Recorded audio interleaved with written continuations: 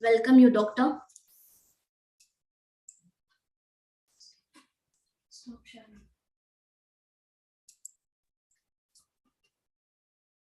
Thank you very much for your kind introduction. Hello, everyone. Welcome to my presentation, which is hosted by Quvae. It's my honor today to present to you my research about the topic. I hope you are listening to me well. And I would like to share my presentation. Please give me a minute.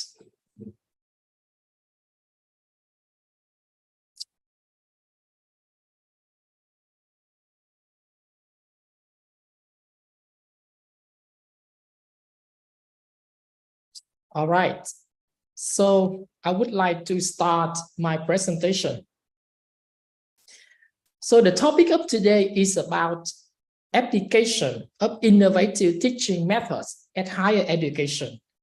And the outcomes of my presentation that had two outcomes. First is how to design and apply in constructivism activity to teaching students. Number two, increasing student productivity and exciting learning in the classroom by using constructivism activity. So this is my empirical study. And my presentation had three parts. The first one is I would like to share with you about the selected learning and teaching model. Then go to number two, the theoretical underpinnings. And the last one is my real practical application of the model at my university that I have been teaching for many years. So let's move on to number one, the selected learning and teaching model.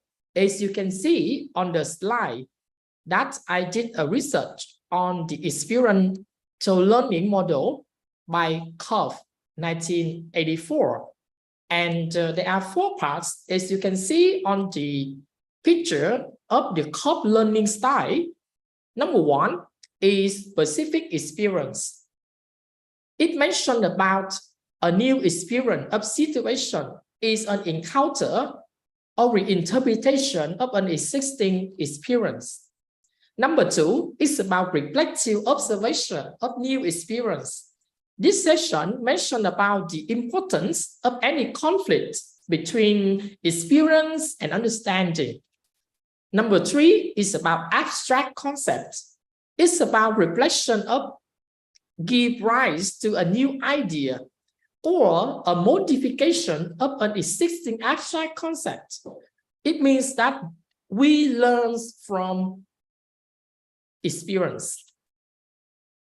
Number four is about active experience. This is very important because the learners, the students, they can apply their ideas into the world around them to see what happens.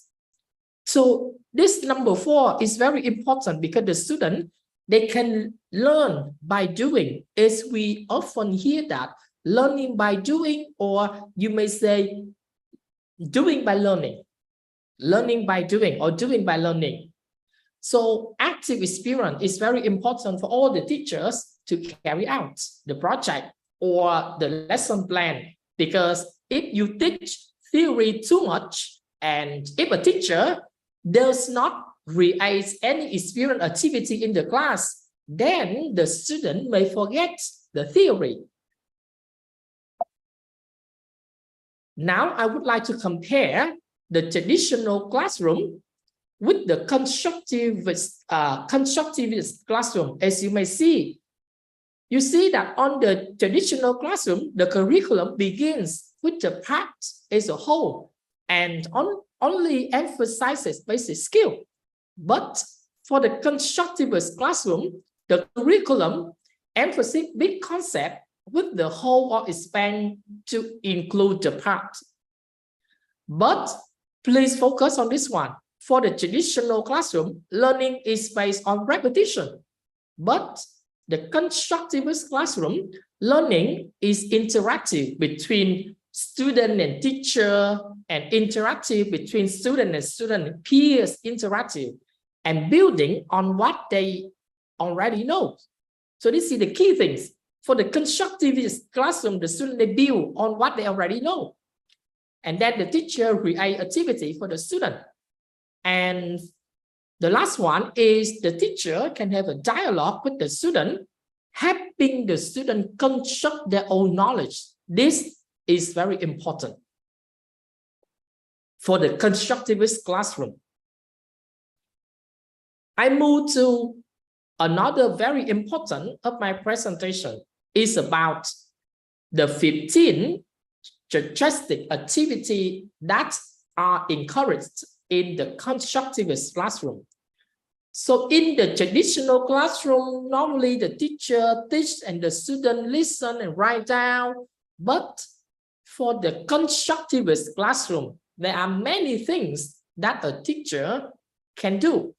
Number one, which I like the most, is about experimentation or gamification. This part, I'm going to share with you my empirical research later, because I have some article published already for the Scoreboard Journal, which is about gamification. And I also have a book that I'm selling on Amazon. It's about gamification application in teaching business and hospitality. So for gamification, the student individually perform an experience and then come together as a class to discuss the results. Number two, research project. It means the student, they research a topic and then they present their findings to the class. By doing this, the student, they can experience and they can think, they can find the knowledge, and then they can practice presentation skill inside the class. So I like this a lot because, you know, I am a major teacher. I am a business and media teacher also, and I would like to integrate teaching soft skill in my major class. And I want my students to discuss, to present the idea. From that, they can improve both major knowledge and the skill also. Number three, field trip. Field trip is about let the student to discover the real world at the companies, industry, or the world out there. So for field trip, you allow your student not only to study in the class, but they also study from the field, from the companies out there on the market. Number four, this is very popular, and I believe that many teachers who are letting the student watch films, movie, and so on. So this can bring into the learning experience. Number five, which is very popular, and I believe all the teachers are doing this, is about class discussion and oral discussion. So as you can see, constructivist classroom is not as typical as everything, and I believe there are many teachers who are doing the class discussion and oral discussion for the student. Number six is also popular too, question quiz issue. Number seven, case study. Case study could be the case study in Vietnam, in India, or in any country of the world. And case study can allow the student to practical analysis skill. Once again, if you can carry out the case study activity, you can train your student analytic skill. Analysis skill, which is very essential and very necessary for the students when they go to work. So from my teaching philosophy, actually, I don't care about the degree of the student after they graduate. I care about training my student, the real skill, so that they can go to work. That's my teaching philosophy and my KPI too. So by letting the student analyze real case study, they can be trained analysis skill and knowledge, which is related to the theory. So instead, for example, let me give you an example. I am a marketing teacher. Instead of teaching 4Bs, as you may know, in marketing there are 4B and now there are 7P.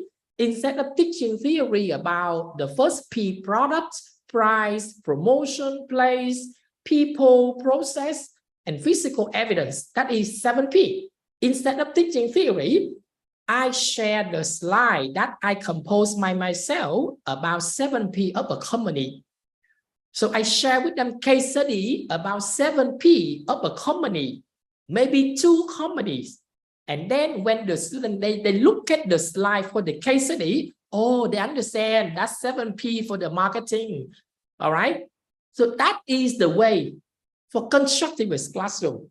And that's the way to improve the knowledge, the real knowledge of the student.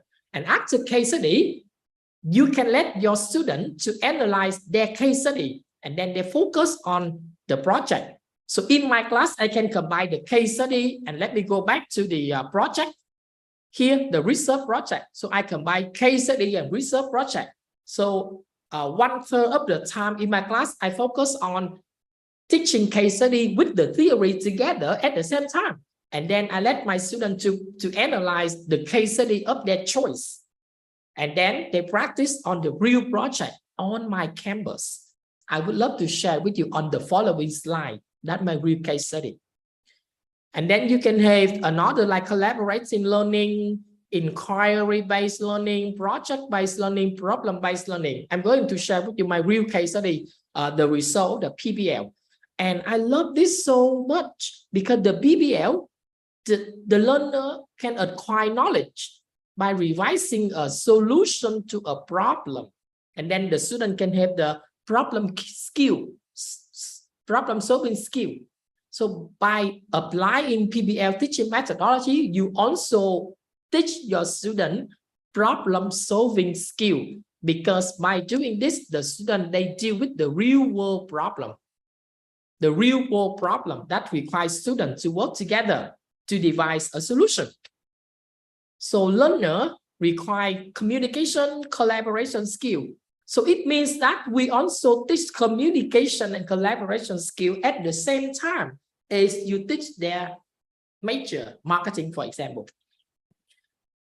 Next, 13, incorporate learning. Number 14, mind map. What do you use and what does it mean by map? So in this activity, the student list and categorize the concept and idea related to the topic. So for mind mapping, I often use this mind map so that my student can summarize the theory. Or for example, my semester has so many theories, but I only focus on the very important theory and practical exercise. But the rest of the theory, I can ask my student to summarize by using the software SMI or MyMaster. So I believe that you know the software SMI and MyMaster. And then you can, I'm using SMI free. It's a free software for the student. They can use the software free and easy to use. So my student, they can use the SMI software to summarize the lecture, to summarize things. That's number one. Number two, the student can use SMI software for example, the fishbone diagram. There is a fishbone diagram in the SMI software where the student can practice finding cause and effect. 15, the last one, hands-on activity. This is a very practical activity. For example, I teach my student about references and citation, and I use Microsoft Word to teach the student how to create citation like ABA references or Harvard references. And then the student, they follow my hands-on activity, and then they practice at the same time as I am doing on my Microsoft Word for the referencing classes. So the hands-on activity, you can engage the student, and then you can make the learning exciting by using hands-on activity. Because if we don't use all of the 15 suggested activity, the student, they may lose their concentration in the class. But if you let the student do things and participate in your activity in the class, then you can engage the student a lot, and they will not lose their focus, and then they will stay focused in your class. Next, I would like to share with you is, now you have a question about assessment and evaluation. How do we assess the constructivist activity? All the teacher, you have all of these questions.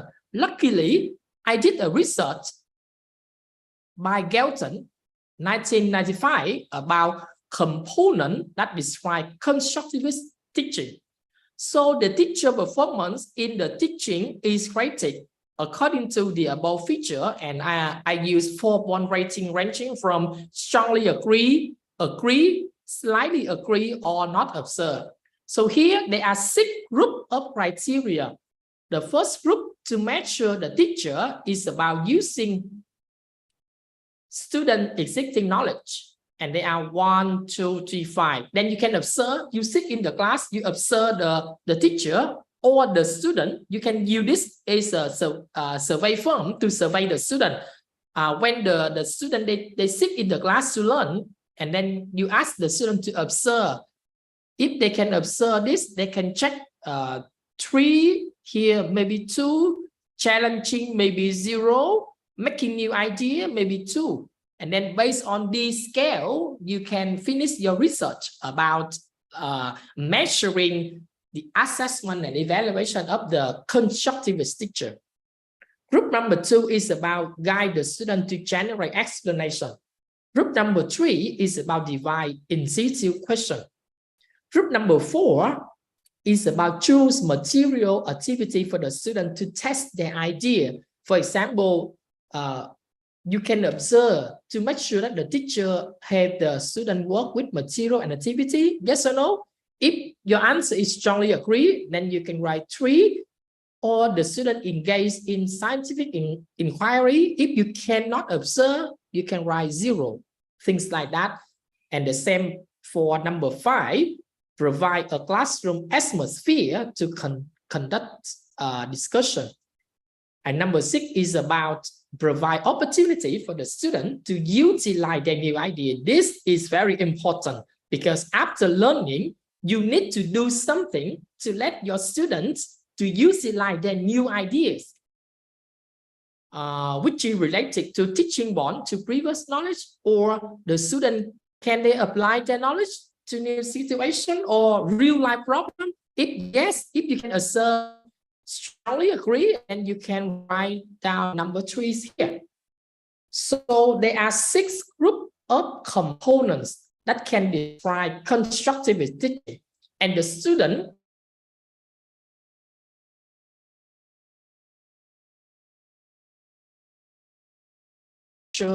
the like the rubrics to measure the teacher's performance. I would love to go to another model like TPAC model. Basically, TPAC model is based on the combination of 3 areas of knowledge, like pedagogical content knowledge, technological content knowledge, and technology pedagogical knowledge. As you can see, the TPAC model by Misha and P. Kotler, MG. So this model, if we can combine these 3 models, we can help engage the student and we can produce the productive class. Now I come to the very important part, that is my practical application of the model. So in my class, as you can see, the students, they are presenting their final project on a real product, real money, real product, real, everything is real. After they carry out a project, a marketing for the pumpkin instant noodle, as you can see on the slide here. So this is experience learning in group. By doing this, I can foster a culture of collaboration between my students. And then it can help you to create more exciting and engaged learning experience. And you can see on the picture. Here, the picture they presented the class, their project, their research. And here, look at this picture. I am teaching hospitality students. They major in hospitality management. Can you see that they are playing games? Actually, yes, they were playing games. They play in game for fun, and they play in game to answer the research question in my class about the front office, about the hotel operation, how the hotel operates, how the restaurant operates, and so on. So as you can see, they are playing in the class. And this one is the activity to make the class more fun. And then the students, they are discussing, they are doing their project by drawing papers, and they work in a group. Okay, so if you can do this, you can engage the learning experience, and you can force your students to do something in the class, and they will not be bored in your class. The next case study, as you can see here, this is I call the promotional week at FPT University in Vietnam. I'm using problem-based learning and project-based learning. This is my marketing class. After learning the class, the students apply marketing theory into their project. So as you can see, they are selling things on the campus. This is their standee, the standee which were designed by the student. This is another group. They are preparing to sell. They can perform music. They do lots of PR activity, lots of promotional activity, so that they can sell the product on the campus, and the student, they can make money right on the campus. They can make money. So the next is I apply the unique principle of marketing, the IMC. I believe you understand the IMC. And I teach the business student at FPT University in Da Nang, Vietnam, who were tourism promotion event, which were assigned from the beginning of the semester. So from the beginning of the semester, I assign my student a project, and during the time they learn theory, they work on their project, and after at the end of the semester, they will carry out their real project. This is me at the coffee shop of my student. So every day I come to the coffee shop, I bought coffee from my student. For example, this outlet, they sell coffee and bread, as you can see. And this, they sell the Vietnamese traditional food. And you can see my student, she cosplay. And this is my student, they are selling Korean food. So they cosplay in a Korean cosplay, because they are selling Korean food. And here they're selling Vietnamese food. Then they decorate their outlets. And this is the music performance. That is not normal music performance. This is music performance to PR for their outlet, for their shop, so that many customers to come to this shop to buy things. And these students belong to this group, and this group, they are doing PR activity by using music performance. And then many other people, they come to see, and they buy food, and then they pay money. So by doing this, we can apply learning theory. The student, this is a very good opportunity for experiential learning.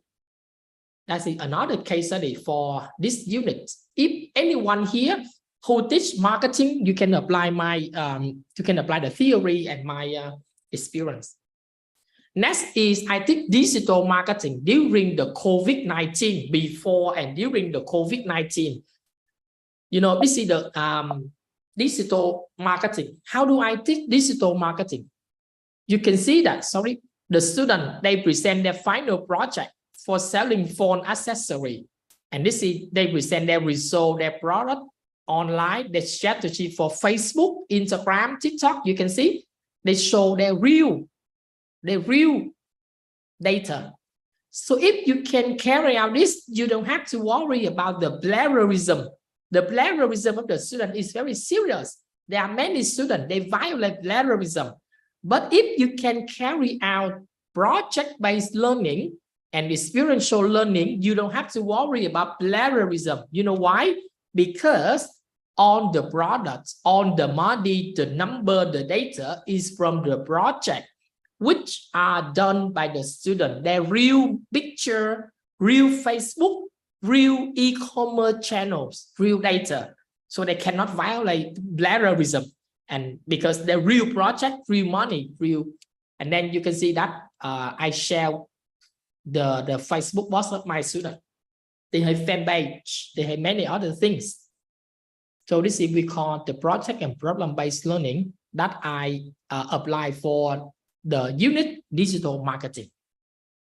Next is for those of you who teach hospitality, you can apply the technology, pedagogical and content knowledge by TBAC model by using game-based learning. I have a book that I'm selling on Amazon about game-based learning, and I have 2 articles published already for Scholars about the simulation and about the experiential-based learning to provide my student learning journey.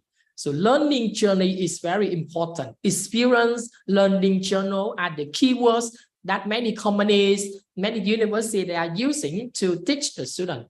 So as you can see that I apply 4 games which are available free on App Store and Google Play. Roller Coaster, My Cafe, Hotel Empire, Resort Tycoon. Because these group of students, they are learning hospitality.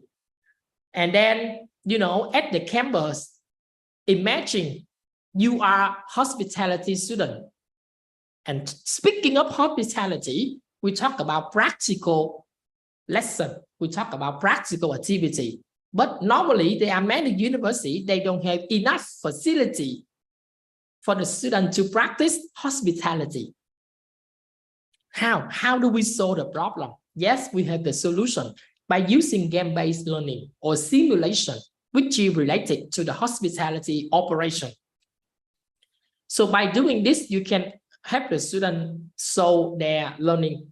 Another game is I would like to share with you is Virtuonomic. I use this game to teach entrepreneurship. Okay, the entrepreneurship. If you teach entrepreneurship, how can you provide your student? So simulation, by using one of these games, you can help your business student to run a business idea, sales, marketing, logistics, operation, accounting, and so on. Everything is on this website. And this picture is the real result of my student about management, about employees, about finance, about marketing, about advertising. All the numbers here, as you can see on the slide, that is real number of the student, my student. They log in the system, they play in game, they run their company and so on. And then they have this number and then they present it. To share with you is this unit I taught during the COVID-19. It means I take online. I taught online. Okay, this is the COVID-19. How do we engage the student? Easy, game-based learning. Ask the student, they do. Okay, they can sleep during my class, but when I ask them to do the game, to practice, they have to do in person or in group. Next is the result. You see, my students, they are presenting online the final presentation about entrepreneurship. You can see on the slide, they present here their table of content. They present about the SMART goal, value, proposition, business model, IMC plan, finance. All the number they are presenting for real. This is the real project, and the game apply in Virtuonomics. And then I teach this class during the COVID-19. And I can engage my student. I can make the class more exciting. You know, teaching online is a problem for the student right now. You understand? They lose their focus. But by doing this, I believe we can engage the student, even offline or online, or even in hybrid mode, any mode of the study. So gamification, project-based learning is very suitable for any kind of mode of learning. Another finding is for AACB. For those of you who don't know what AACB means, it's a business accreditation. At Swinburne, Vietnam, our business major, we follow AACB standard. And it is very difficult to become a business accredited by AACB. And it's very difficult to become a business teacher. For example, myself, I have to submit all of my CV, my document to Swinburne so that they can approve my CV to become a business teacher that follow AACB. Very difficult. Let's go back to my research. My research shows that constructive learning or project-based learning or gamification experience can meet AACB standard number 4. It means that learner success, that curricular and extracurricular program should be innovative, experience learning, foster engagement among learners, faculty, and with business practice. Okay, so you can see that 4.3, we focus on standard 4 about curriculum, because there are many standards of the AICSB, but I just meet only standard number 4 because I'm focusing on teaching methodology and curriculum. Another finding is, as you can see on the slide, that this is the 10 learning outcome of the subject Introduction to Hospitality. So there are 10, but when I did my research, I found out that the rate matching with the learning outcome is 70%. By playing this game, that we can match the learning outcome of the subject. That is the first subject. The second subject is for entrepreneurship, that I use game-based project. Let's see how many percentage that I can match the learning outcome. The number is 71% by applying the game virtuonomic. Next is the finding for the subject integrated marketing communication, IMC, and 100%. I can match with this outcome. By using project-based learning, I believe you can match 100% of the outcomes of the units. All right.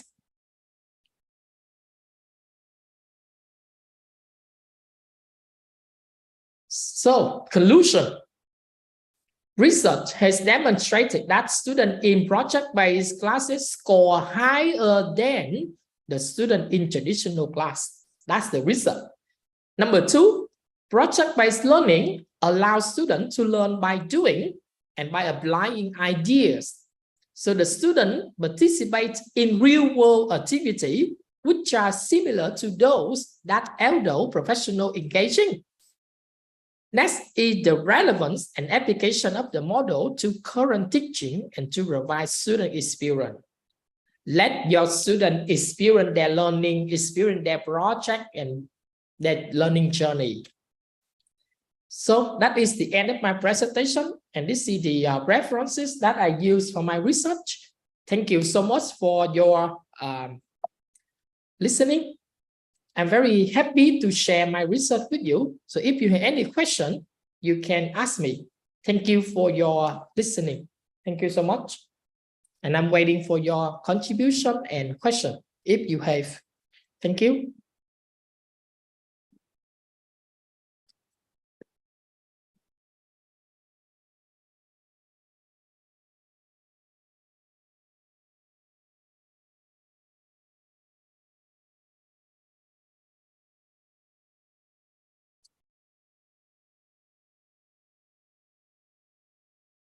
Is there any question or anything more you want me to share? You can ask me question.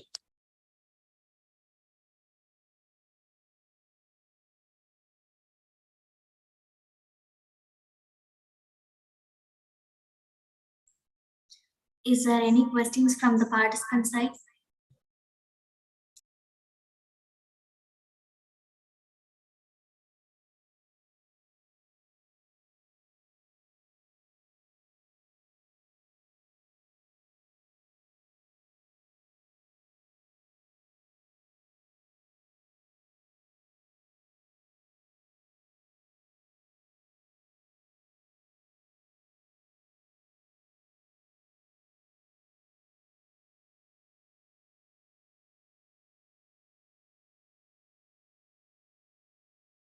Is there any questions from the participant side?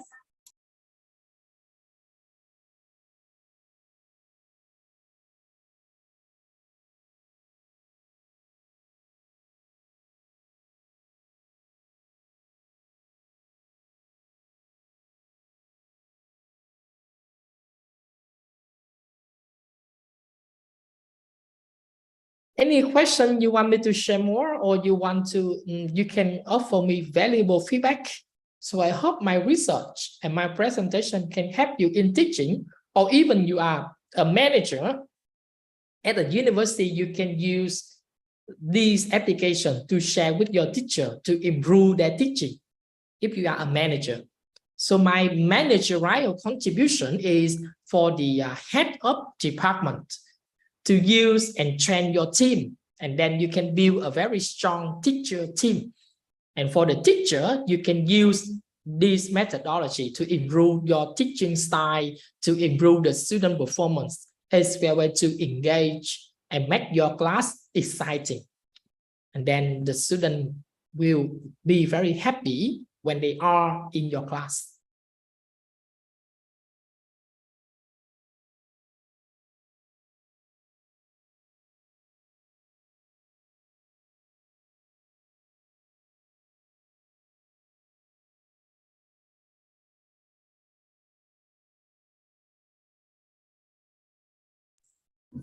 I hope there is no more questions from the participant side. We will wind up the session. Thank you, Doctor. That was a thought-provoking talk on the concepts. Thank you for imparting your knowledge and remarks on the concepts. Your examples were fascinating, and the slides you showed gave us a clear understanding that we could not have gained in any other way. On behalf of Quvae Research and Publications, I extend your gratitude from sharing your time and thoughts with us. Thank you once again, Doctor. Participants will receive your certificates and a presentation document within 7 to 10 working days. Thank you so much. It's my honor to cooperate with you. So hopefully in the future, I can share more with you about my research. Actually, I'm doing some research about this topic.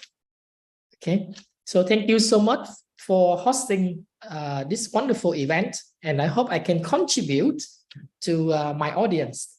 Thank you so much. Goodbye and see you again. Thank you and goodbye. See you. Bye-bye, Doctor. Thank you. Goodbye. See you. Thank you so much. Goodbye.